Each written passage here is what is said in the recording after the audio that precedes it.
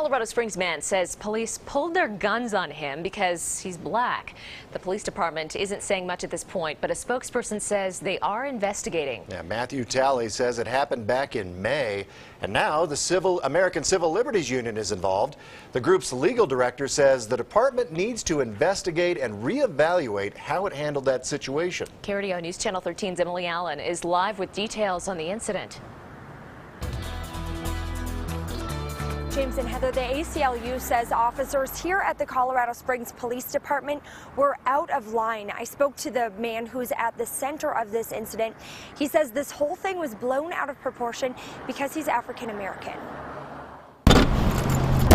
It started with a set of lost keys. Matthew Talley was trying to start his car with a butter knife. So I get a tap on the door. It's, like I said, a very stern, strong voice says, you know, Colorado Springs Police, hands up.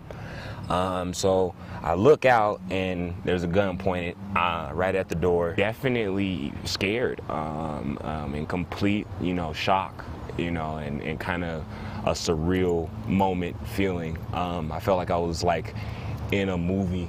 Minutes before, police got a call. And it seems like he's outside trying to hotwire the car. Dispatch asked if Talley was armed. Were any weapons involved or mentioned? Not that I know of. Talley says he was never a threat, but officers still drew their guns first. He says it's because he's black. And they acted aggressively because of it. So I don't think if I was a white person that would happen. The American Civil Liberties Union has filed a complaint, hoping it will make officers change their ways. Colorado Springs police officers have to stop resorting to weapons and force as a first resort when dealing with young men of color. Accountability is really what we want to have. We ultimately want justice. We ultimately want accountability. A spokesperson with CSPD says the department is now conducting an internal investigation. The spokesperson with the Colorado Springs Police Department also says that at this point, the department can't comment or release any other information because this is now all part of an ongoing investigation. In Colorado Springs, Emily Allen, KRDO News Channel 13. Emily, thanks. And you may remember the other case the ACLU was involved with, Colorado Springs Police. A man videotaped a traffic stop with officers.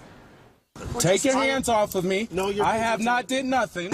I have not did nothing. Officers were cleared of any wrongdoing when they pulled over Ryan Brown. The ACLU represented Brown and his brother in that case. The El Paso County Sheriff's Office is